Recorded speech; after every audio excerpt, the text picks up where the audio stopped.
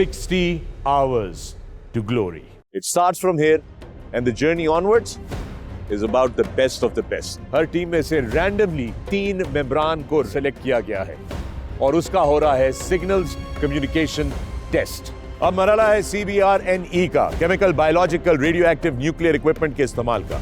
60 hours to glory का अहम मरहला, verbal orders. दुश्मन के इलाके का बाकायदगी से मॉडल तैयार करना है ताकि वो अपनी तैयारी भरपूर तरीके से कर सकें। दुश्मन की दिफाई पोजीशनों में मौजूद खला से नफूज करके इलाका दस्तों के झुंड नंबर 2 में कमींदा बनाओ इंशाल्लाह। बैनुल-अक़वामी टीमें अब तैयार हो रही हैं पहले मरहले के लिए, जो कि नाइट नेविगेशन और इन्फिल्ट्रेशन है। जैसे हम अपनी CP1 पे पहुंचे, सवाल जवाब एम्बुश के बारे में किए गए, जिससे मुझे इस बात का अंदाजा हो गया था कि इस CP पर एंटी एम्बुश टेस्ट है।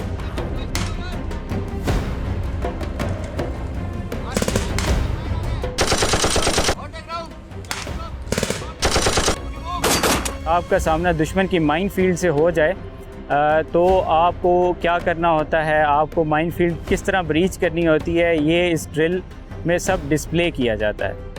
इस टास्क में हर टीम को एक अजनबी टकरेगा। देखना यह है कि टीम किस तरह उस अजनबी से इंफॉर्मेशन एक्सट्रैक्ट करती है और फैसला करती है कि क्या वो जासूस है या एक फ्रेंडली। दुश्मन इनको स्पॉट कर ले और इन पर हमला करे तो ये चीज भी जज की जाएगी कि जो खुफिया ठिकाना इन्होंने बनाया है वो इस अटैक को कितना रिपेल कर सकता है या डैमेज को मिनिमम रख सकता है।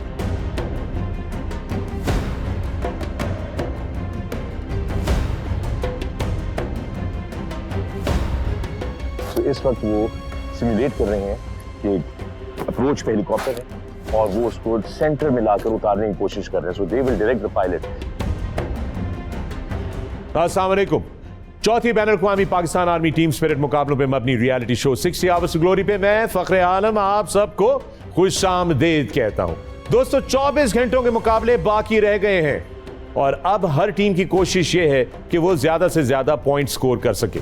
पिछले एपिसोड में हमने आपको टेबल की सूरत हाल दिखाई थी और वाज़ेह तौर पे आपने देखा कि मुल्तान चार्जिंग बुल्स अभी भी पहली पोजीशन का चार्ज संभाले हुए हैं, साथ में मंगला जिलजाल दूसरे नंबर पर और टर्की की टीम तीसरे नंबर पे है। नीचे की जो टीम्स हैं अब उनकी कोशिश ये होगी कि वो उस गैप को क्लोज कर सकें और आज के एपिसोड में जो मिशन, जो टास्क इन टीमों को दिया जाएगा, इसके सबसे ज्यादा पॉइंट्स होते हैं और वो टास्क है CTR, close target recce. Basically report तैयार करना और उसकी सबमिशन, ये है टास्क और इसके मिलेंगे सबसे ज्यादा नंबर्स। इसके बारे में बात करते हैं। मेरे साथ स्टूडियो में मौजूद मेरे मेहमान और मेरे साथी मेजबान ब्रिगेडियर फरहान। अस्सलाम वालेकुम एंड वेलकम सर। वालेकुम अस्सलाम। ब्रिगेडियर फरहान, मामला बड़ा गंभीर हो गया, 24 घंटे रह गए हैं और आप पहुंचे हैं हम CTR पे, क्लोज टारगेट रेकी रिपोर्ट। जरा व्यूअर्स के इसके बारे में बताइए। फखर, क्लोज टारगेट रिकॉनेसेंस रिपोर्ट एक कॉम्प्रिहेंसिव रिपोर्ट होती है जिसमें कि तमाम ऑब्जर्वेशंस जो कि टीम मेंबर्स ने ली होती हैं उनको एक जगह मुरतब किया जाता है एक खास फॉर्मेट के मुताबिक। फिर वो रिपोर्ट जमा कराई जाती है कंट्रोल स्टाफ को, जिस पे उनको इवेल्यूएट किया जाता है क्या उन्होंने अपना काम सही से कर लिया और तमाम ऑब्जर्वेशनें सही तरीके से ले ली। वो उनकी कामयाबी या नाकामी, कम नंबर या ज़्यादा नंबर्स का बायस बनेगी।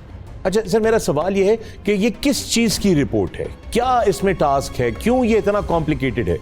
फखर, अगर आपको याद हो तो मैंने आपको शुरू में एक चीज़ बताई थी कि एक इनका मेन मकसद है जिसके लिए ये पूरा ऑपरेशन लॉन्च किया जा रहा है।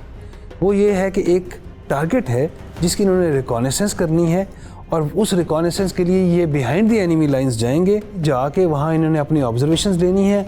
उस रैकी के बाद वो अपने आने वाले मिशन के लिए, जिसके लिए कि ये काम किया जा रहा है, उसकी तैयारी करेंगे उसकी रोशनी में। अगर ये अपनी रैकी सही तरीके से नहीं कर पाएंगे टारगेट के बारे में तो ये अपना काम भी सही तरीके से, असल मकसद जो एग्जीक्यूशन है उस टारगेट को तबाह करना या जो भी उसके साथ करना है, वो सही तरह नहीं कर पाएंगे। तो गोया इस वक्त हमारी टीमों को दुश्मन के इलाके में जाकर, दुश्मन के ठिकाने के बहुत करीब पहुंचकर, बगैर डिटेक्ट हुए, बगैर किसी को अलर्ट किए, बगैर इंटरसेप्ट हुए पूरी इंफॉर्मेशन हासिल करनी है और वो वापस लेकर आनी है, उसको सही तरीके से तरतीब देना है इस फॉर्मेट के मुताबिक और सबमिट करना है और हर चीज़ के नंबर्स हैं। एब्सोल्युटली। काफ़ी कॉम्प्लिकेटेड मामला है।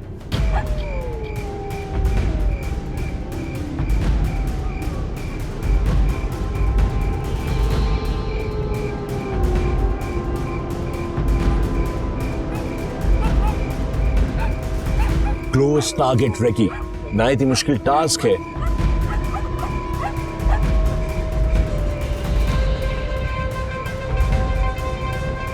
रात बढ़ती जा रही है, ठंड होती जा रही है, टेम्परेचर ड्रॉप कर रहा है। यहाँ पर टीमें जो है वो इस वक्त इस जंगल में मौजूद है मेरे पीछे।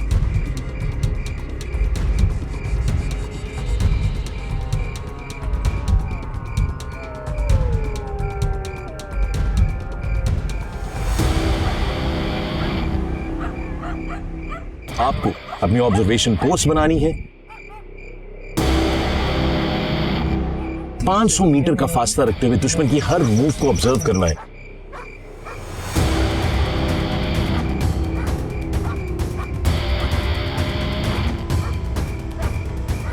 पूरे दिन की उसकी रूटीन को चेक करना है कि वो क्या करता है, दोपहर क्या करता है, दोपहर क्या करता है, शाम को क्या करता है।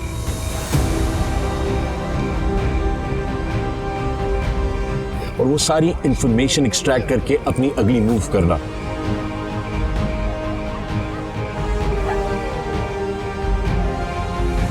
क्योंकि इसमें एम्पायर जजेस आपकी हर मूव को बहुत ज्यादा मेटिकुलसली जज करते हैं, क्योंकि अगर आप किसी भी किस्म की ऐसी मूव करते हैं जहां आप कॉम्प्रोमाइज हो जाए तो दुश्मन आपको आइडेंटिफाई कर लेते हैं।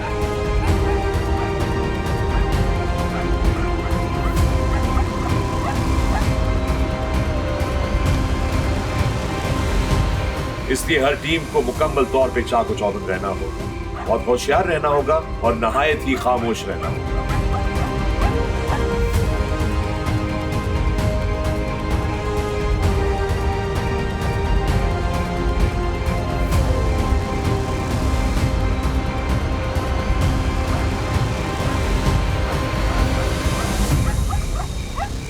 That is the task. Close target recce.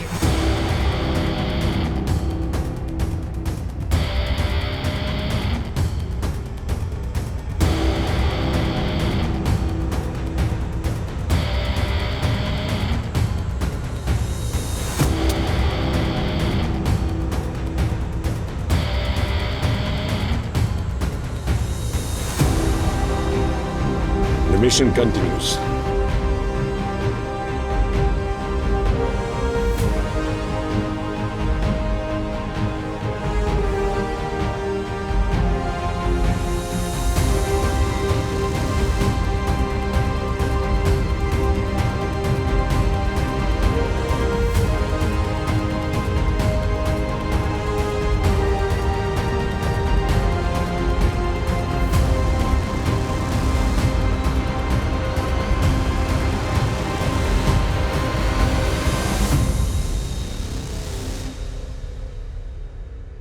दोस्तों आपने देखा, ब्रिगेडियर फरहान आपने देखा, क्या एक्शन पैक परफॉर्मेंस ही हमारी सारी टीमों की। फखर, end of the day it's the team work, one for all for one. अरे वाह, one for all and all for one, यही जज्बा है जो हम सबको चाहिए। एक दूसरे का ख्याल रखना, टीम वर्क के साथ पूरी कौम अगर मिलकर काम करे तो दुनिया का हर चैलेंज हम लोग टेक ऑन कर सकते हैं। दोस्तों इस वक्त 60 आवर्स ग्लोरी पे हम लेते हैं एक छोटा सा वक्फा। वक्फे से वापस आने के बाद मजीद बात होगी ब्रिगेडियर फरहान से। देखते रहिए 60 hours glory. Welcome back from the break. आप देख रहे हैं 60 आवर्स टू ग्लोरी और मैं हूं फखरे आलम। ब्रिगेडियर फरहान, ये बताइए कि ये जो CTR वाला टास्क है, क्लोज टारगेट रेकी, ये रिपोर्ट बनाना, तरतीब करना और सबमिट करना, ये सारा कंप्रेस टाइम के अंदर हो रहा होगा, इसके ऊपर बहुत ज्यादा प्रेशर होगा, तो क्या इसकी टाइमिंग का क्या सिलसिला होता है सारा? ये मामला है CP4 और CP5 के दरमियान का, ठीक है, जो कि खास टाइम में उन्होंने नेविगेट करके अगली जगह पे पहुंचना है। इसके दौरान अगर आप गौर करें तो 1 घंटा एक्स्ट्रा दिया जाता है टीमों को। वो तमाम अपनी ऑब्जर्वेशन लेके अगली CP की तरफ बढ़ गए। रास्ते में उन्होंने बैठना है, तमाम मेंबर्स ने अपनी अपनी ऑब्जर्वेशंस जमा करानी है टीम लीडर को, जो उनको एक ख़ास फॉर्मेट के ऊपर लिख लेगा, पूरी रिपोर्ट एक मुरतब करेगा। जब वो CP5 पे पहुंचेगा तो वहाँ पे वो ये रिपोर्ट, मुरतब की हुई रिपोर्ट जमा कराएगा, जिस पे उनको इवेल्यूएट किया जाएगा। और वो टेक्निकल रिपोर्ट है, ये उसको कितने अच्छे से उसने मुरतब किया, कितनी बारीक बीनी से बनाया, वो इम्पोर्टेंट। तो जितनी अच्छी रिपोर्ट होगी, जितना अच्छा तरीके से इंफॉर्मेशन जो है वो आगे दी जाएगी, उतने ही ज्यादा आपको नंबर्स मिलेंगे। तो आइए दोस्तों चलते हैं इस वक्त मैदान के अंदर और देखते हैं कि हमारी टीमें CTR का ये चैलेंज किस तरह अंजाम देती हैं।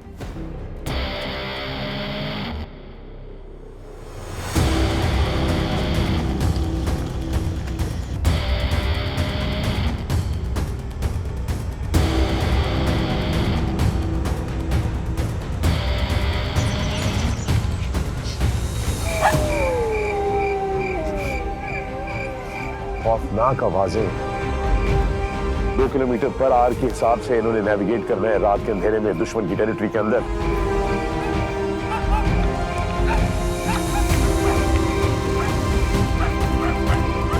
इस घने जंगल के अंदर से, खतरात के बीच में से, और मैं और मेरी टीम, सारे कैमरामैन, सारी प्रोडक्शन क्रू, उसने भी इस ठंड के अंदर ये रात गुजारनी है यहाँ बाहर।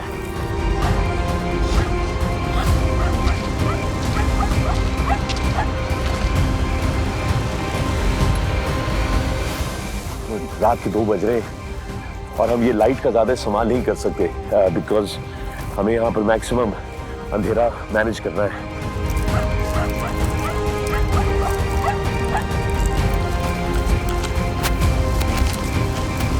और ये कांटे आप देख रहे हैं सारे के सारे कांटों में से टीमों को भी नेविगेट करना है और मैं और मेरी जो प्रोडक्शन टीम है उसको भी किसी तरह मैनेज करना है।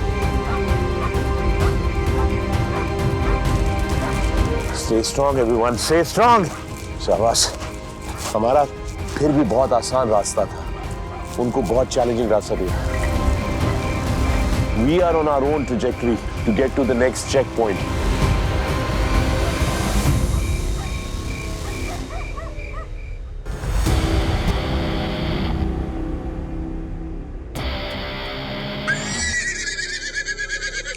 क्लोज टारगेट ट्रैक की रिपोर्ट में हर वो चीज़ लिखनी होती है जो ऑपरेशन के लिए ज़रूरी होती है।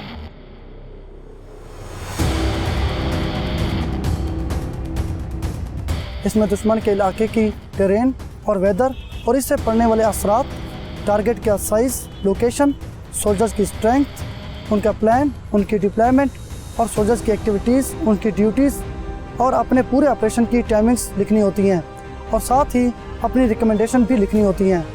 क्लोज टारगेट ट्रैक की रिपोर्ट में मेरी टीम की परफॉर्मेंस बहुत अच्छी रही है।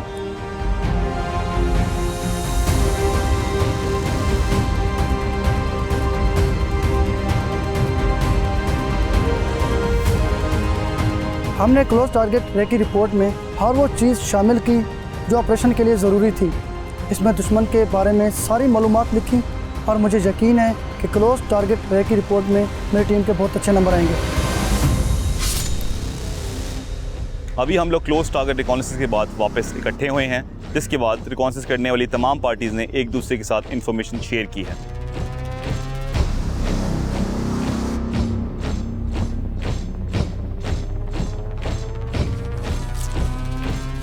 इसके बाद अभी हम लोगों ने क्लोज टारगेट रिकॉनेसेंस के ऊपर रिपोर्ट लिखी है और उसके अंदर हमें मिलने वाली तमाम इंफॉर्मेशन को हमने रिटन फॉर्म में इकट्ठा किया है।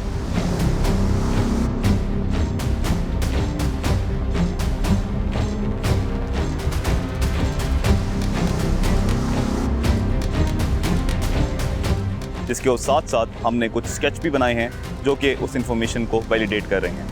आई एम फीलिंग क्वाइट कंफर्टेबल कि इंशाल्लाह ये हमने जो रिपोर्ट कंपाइल की है, it will fetch us some good points.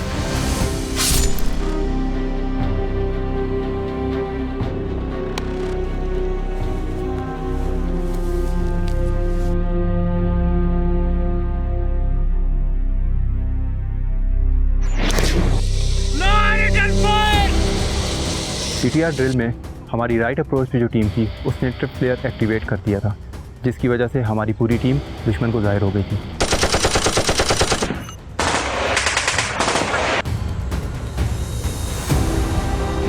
दुश्मन के फायर करने की वजह से हमें स्मोक स्क्रीन बनाकर फायर एंड मूव की सूरत में विड्रॉ करना पड़ा।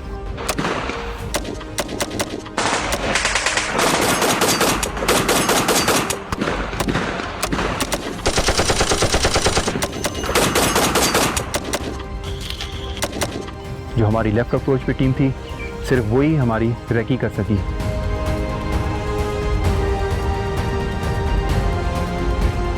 हमने अगली सीपी पे पहुंचने से पहले एक छुपी हुई जगह पर बैठकर अपनी रिपोर्ट तैयार की।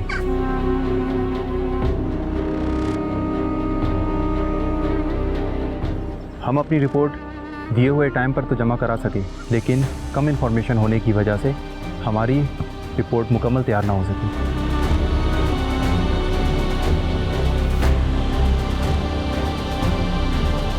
जिसकी वजह से मुझे ये लगता है कि हमारे ओवरऑल रिपोर्ट पर असरअंदाज होगा। कि 2 जो टेस्ट थे उनमें हमारी परफॉर्मेंस कोई खातिर ख्वाह नहीं थी, तो टीम थोड़ी सी डीमोटिवेट थी जब हम वापस आए तो मैंने उन्हें मोटिवेट किया, हमें मेहनत करनी है और कंपटीशन में रहना है।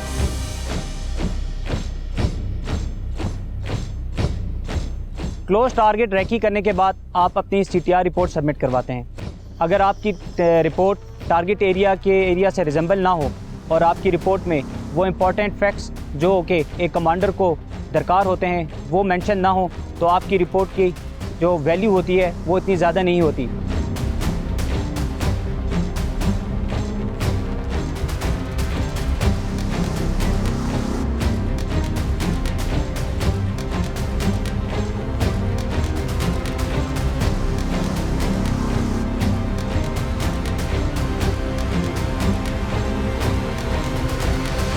इस चीज़ को मद्देनज़र रखते हुए हमारी रिपोर्ट में कुछ इंपॉर्टेंट एस्पेक्ट्स मिसिंग थे, जिसकी वजह से हमारे पॉइंट्स डिडक्ट हुए होंगे।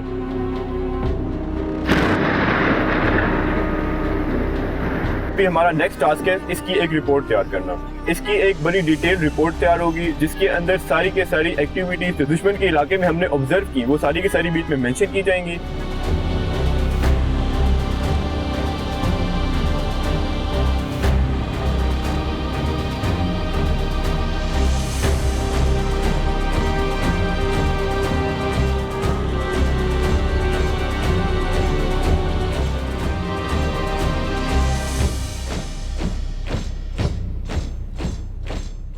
इसके अलावा हम बीच में अपने जो नेक्स्ट मुतल्लिका कमांड है उसको हम रेड ऑप्शंस और कुछ और भी मज़ीद चीज़ें प्रोवाइड करेंगे जो उनके अगले मिशन में मददगार साबित होंगे।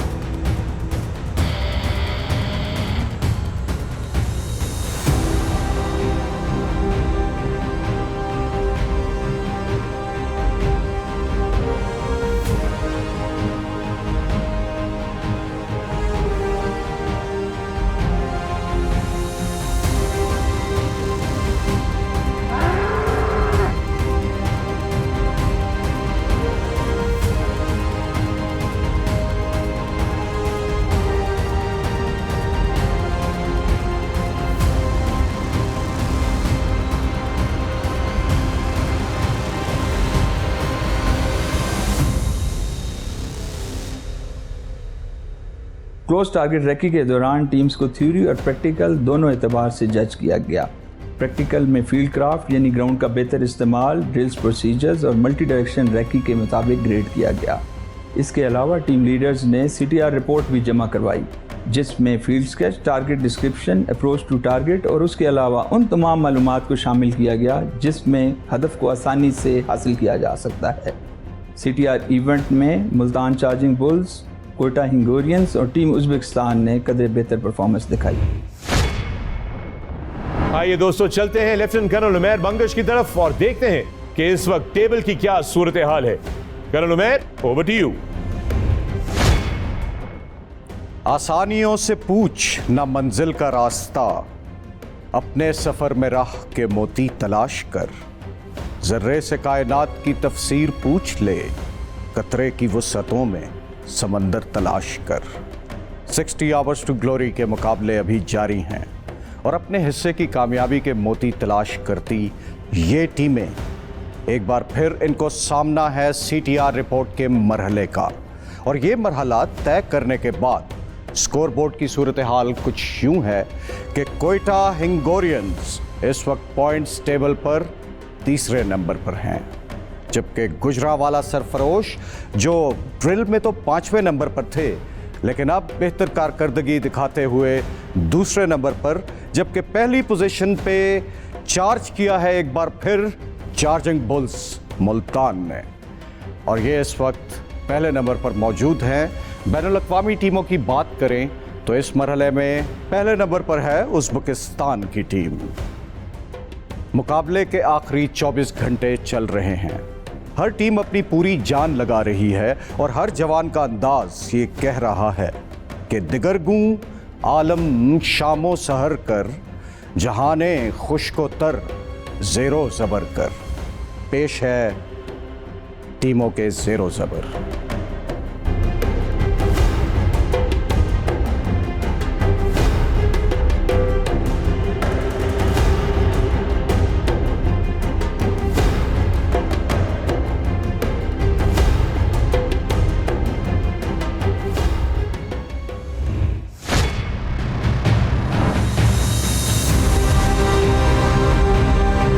आप लोगों को army school of physical training में खुशामदीद कहता हूँ।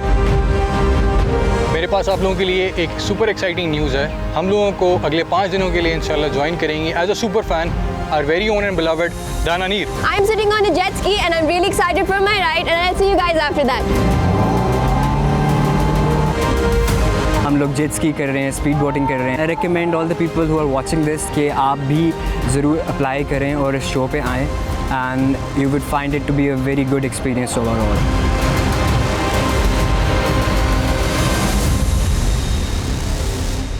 अभी तक हमने जेट स्कीइंग कर चुके हैं और इसके साथ साथ हमने डाइविंग की है।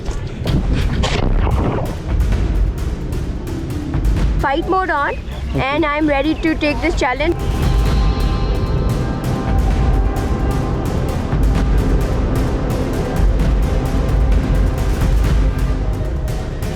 लाइफ का सबसे बड़ा एडवेंचर है जो हमने यहाँ पर आकर किया है।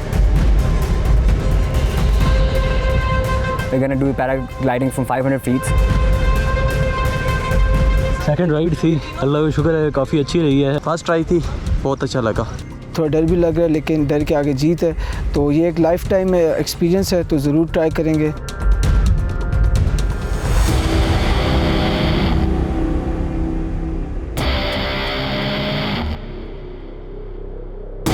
जैसे जैसे दिन बढ़ते जाते एक्टिविटीज़ और एक्साइटमेंट में वैसे वैसे इजाफा होता जा रहा है। टफ है लेकिन एडवेंचर हमेशा टफ चीज़ों के साथ ही अच्छे लगते हैं।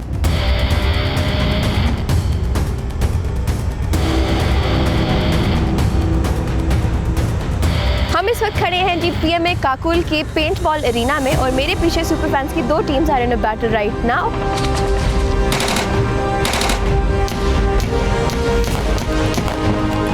वॉल क्लाइंबिंग कराई गई जो बहुत ही टफ थी क्योंकि पसीना हाथों में आ रहा था।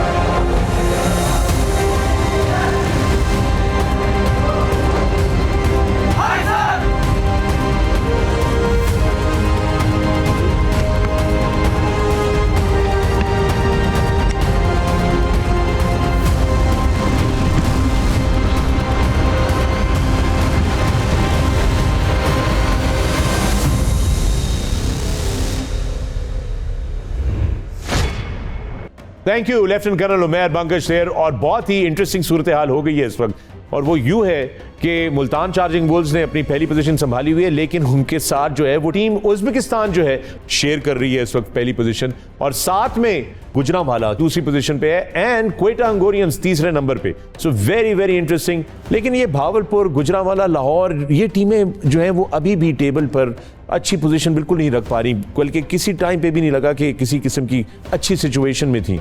तमाम टीमें कम्पीट कर रही हैं और तमाम टीमें बराबर नहीं हो सकती। जिस तरह हाथ की 5 उंगलियां बराबर नहीं हैं, तमाम टीमें भी बराबर नहीं हैं। कोई नंबर 1 पे होगा, कोई नंबर 5 पे।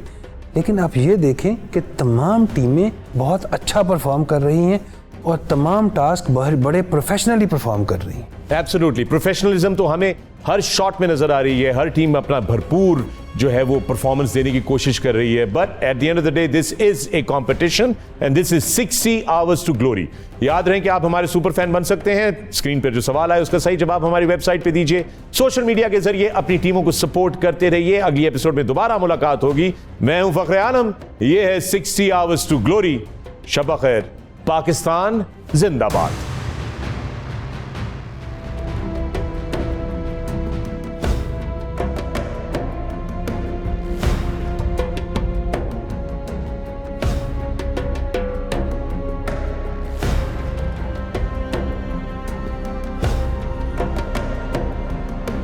एक सर्द रात के बाद सूरज निकला है।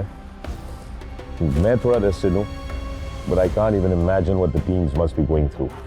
जरा मुलाहिजा कीजिए मेरे पीछे ये टेरेन, खड्डे, खाई, कांटे, डेंस फॉरेस्ट, मील हाँ मील तक, ये पूरे 60 किलोमीटर के एरिया में, 60 स्क्वायर किलोमीटर के एरिया में यही टेरेन है जो सारी रात नेगोशिएट करनी पड़ी है हमारी टीमों को। ये बताइए, असॉल्ट बाय अ सेक्शन क्या चीज है? असॉल्ट बाय अ सेक्शन एक टास्क है जो कि पेट्रोल लीडर को दिया जाता है उस पोस्ट के लिए जो कि उसके रास्ते की रुकावट बनी हो। उसको क्लियर करने के लिए उसे बताया जाता है कि आप ये पोस्ट क्लियर करें और अपने मिशन को कंप्लीशन की तरफ ले जाएं। CP5 पर हमें दुश्मन के बंकर का सामना करना पड़ा जिसे हमें क्लियर करना था। क्योंकि ये इलाका बहुत मुश्किल और दुश्वार गुजार था, इसलिए मेरी कवरिंग टीम और असॉल्ट टीम अपनी जगह पर बहुत लेट पहुंची। सेक्शन असॉल्ट में हमारी कैजुअलिटी होने के बाद जो हमने उसकी रिप्लेस इंट्रोड्यूस कराई थी, मैं जानता था कि इसकी वजह से हमें थोड़ी मुश्किलात पेश आएंगी, जो कि हुआ भी हमारे साथ। और दुश्मन की तरफ से हासिल होने वाले ज़रूरी चीज़ें जैसे हथियार, एमुनिशन और डॉक्यूमेंट्स हासिल किए और बटालियन हेडक्वार्टर में उसकी रिपोर्ट दी। उसमें अल्फा 1 जो कि मेरे अंडर कमांड थी, उसने दुश्मन की पोस्ट पे हल्ला बोला, जबकि अल्फा 2 जिसकी कमांड 2AC हवलदार फरहान कर रहे थे, उन्होंने हमें सपोर्टिंग फायर दी। During section assault drill threat को मद्देनज़र रखते हुए क्विक डिसीजन लेना और उसको इम्प्लीमेंट करा के उस थ्रेट को ख़त्म करना, हमने इस चीज़ की बहुत ज़्यादा मेहनत की थी और अल्हम्दुलिल्लाह on a D day we perform very well. मुझे लगता है कि हमने इस टास्क को बड़े अच्छे तरीके से सर अंजाम किया और हम पॉइंट्स टेबल पे बड़े अच्छी जगह पे स्टैंड करेंगे। दोस्तों, आप लोगों ने देखा मैदान के अंदर हमारी टीमों ने किस महारत के साथ इस मश्क को मुकम्मल किया है। ब्रिगेडियर फरहान, ये बताइए कि असॉल्ट बायर सेक्शन में LNG का क्या रोल होता है? LNG का रोल टू फोल्ड है। एक, डायरेक्ट फायरिंग सपोर्ट देना, दूसरा कवरिंग फायर देना। या वो बेस ऑफ फायर में रहते हुए फायर सपोर्ट देगी, या जब पेट्रोल ने एक्सट्रिकेट करना है तो उसे कवरिंग फायर देगी। 60 hours to glory.